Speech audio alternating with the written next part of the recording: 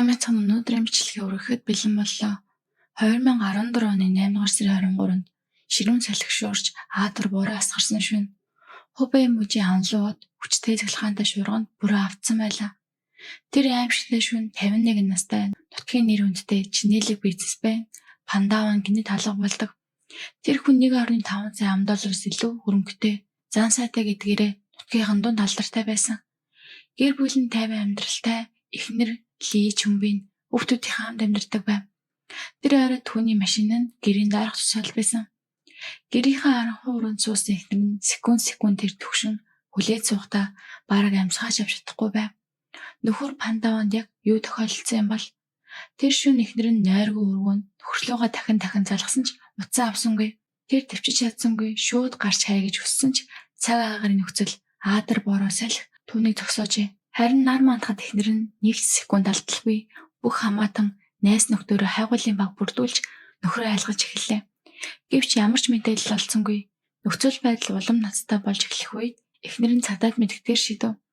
Анлуу хотын цагдаа нар мэдээллийг хүлээн авмагцаа баг бүртгэлэн ажилд орлоо.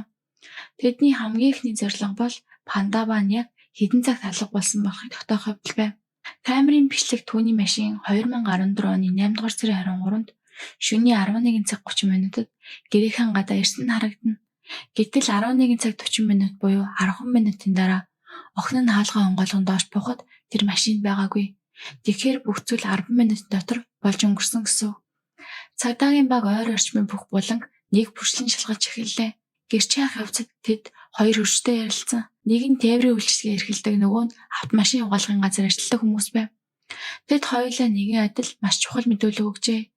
Тэр шөнө 11 цаг 30 минутын үед Пандаваны хаалганы орчимд ойрлох аимшигтай дуу сонсгосон гэж гэрч мэдүүлсэн.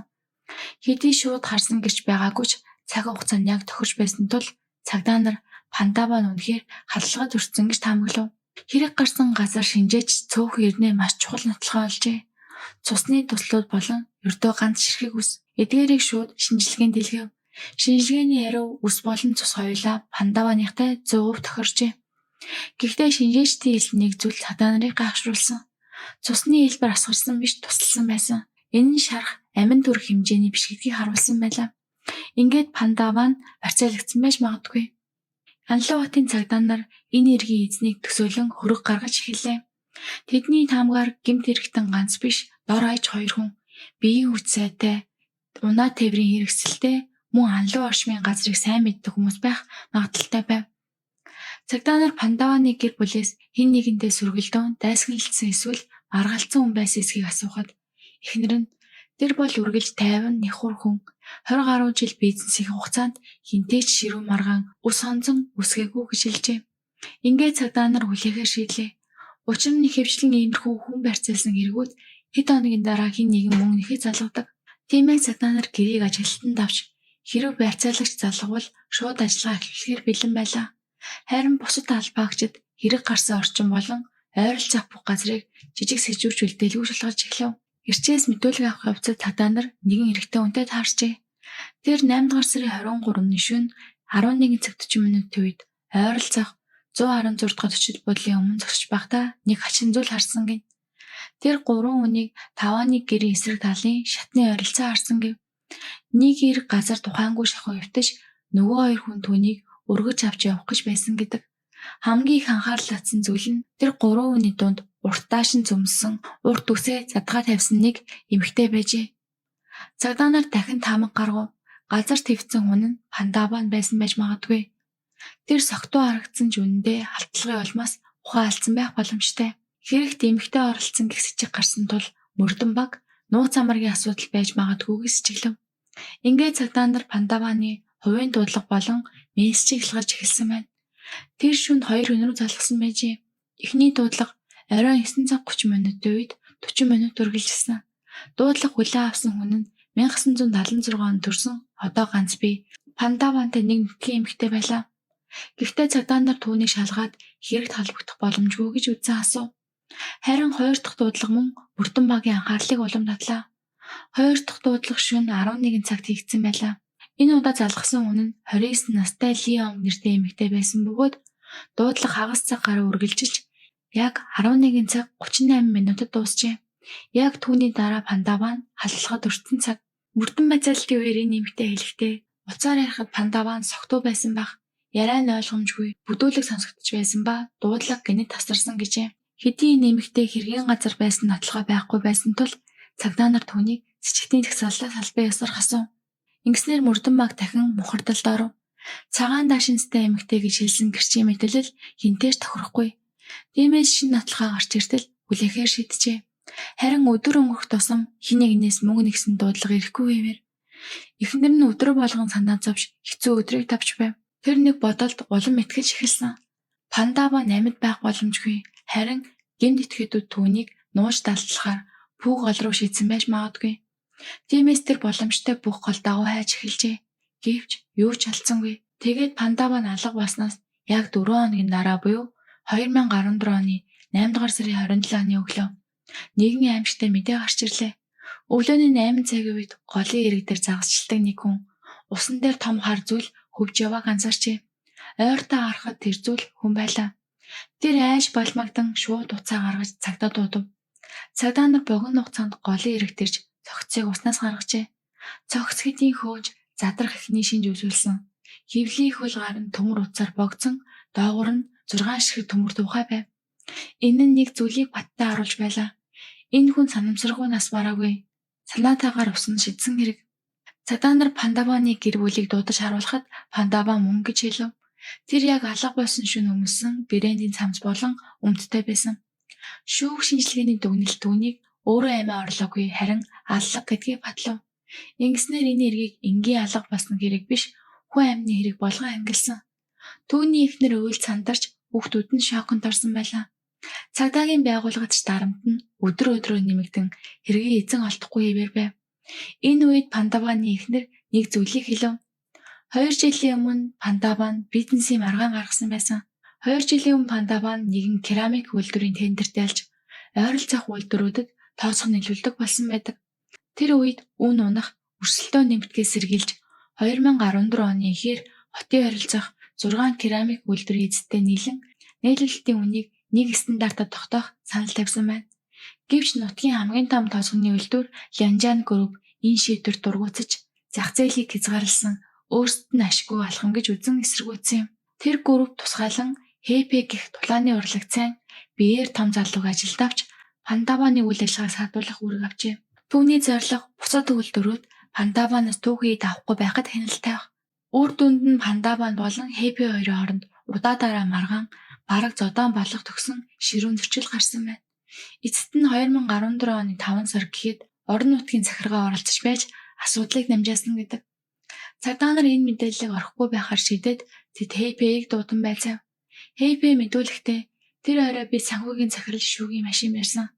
Тэр согтуу байсан учраас би шүнжин хамт байсан гэж мэдүүлсэн. Цагдаа нар шүүг шалгахад түүний мэдүүлэгч муу адил байв. Тиймээс цагдаа нар Хэпэг түр хугацаанд цэцэгнүүдийн ихсалаас хаслаа. Дараа нь цагдаа нар түүний машинд нарийн шинжилгээ хийсэн боловч Пандаваны мөр, цус, үс эсвэл ямар нэг нотлогоо огтолцсонгүй. Тэгээд Хэпэг түр хугацаанд суллав. Хэн нэгэн Пандаваны цогцыг гол руу аваачихдаа заавал тодорхой зам ашигласан байх ёстой. Тиймээс цагдаа нар тухайн өдөр тэр маршрутаар явсан бүх автомашины бүртгэлийг шалгаж эхэллээ.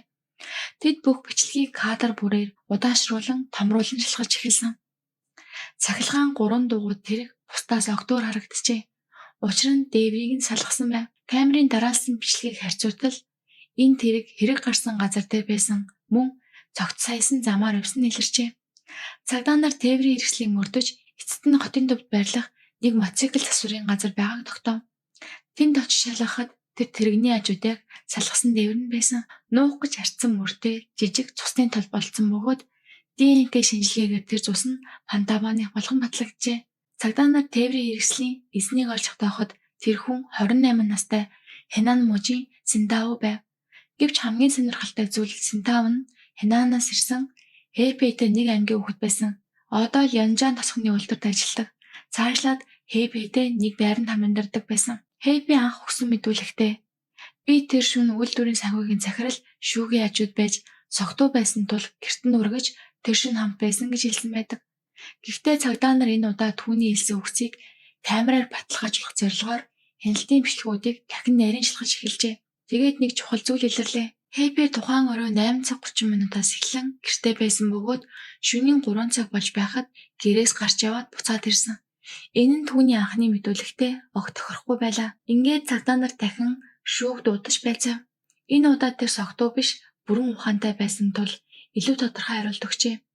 Хэпэ тэр миний ажид байгаагүй. Тэр орой надтай хамт байгаагүй. Ингээд Хэпэ болон Синтау хоёрыг сэсэгтэн гэж үзв. Цагдаа нар мөн 3 дахь хамсаатан байж магадгүй эсэх шалгаж, хоёулангийнхан санхүүгийн хөлгээ сүүлийн саруудын орлого харилцаа холбоог таталсан ч хөсөлсөн хүн эсвэл мөнгө шилжүүлсэн нотлохоо огт байсангүй. Тэгэхээр энэ нэрийг захиалгатай бүлэг гэмтэрэг эсвэл мафийн ажиллагаа биш. Харин хувийн ус анзан өмнөх маргаанаас үүдэлтэй өөртөө төлөвлөсөн гэмтэрэг байх магадлал улам баттай болов.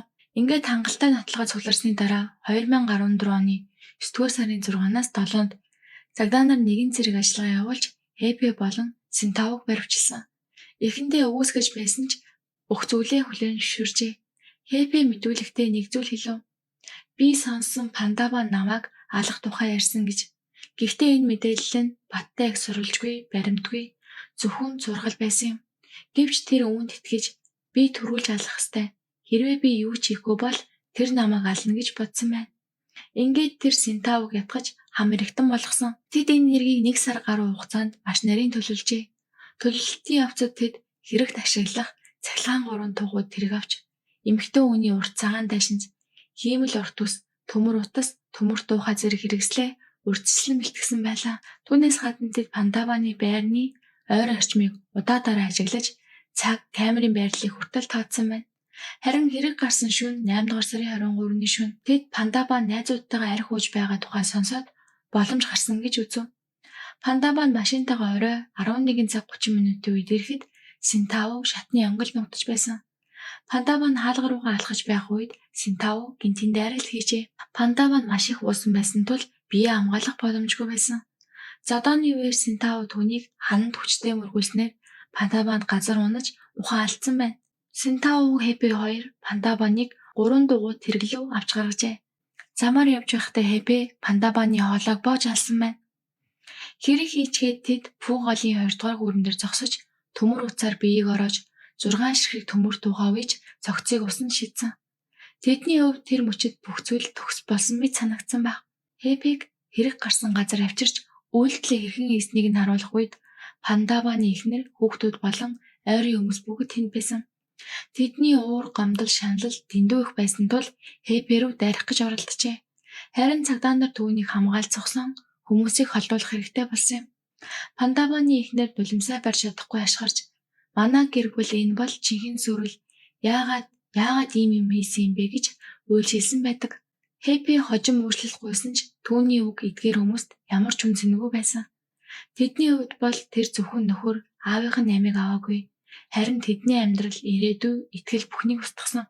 Урт хугацаанд төлөвлөсөн хэрэгт ашиглах бүх зүйлийг урьдчилан бэлдсэн.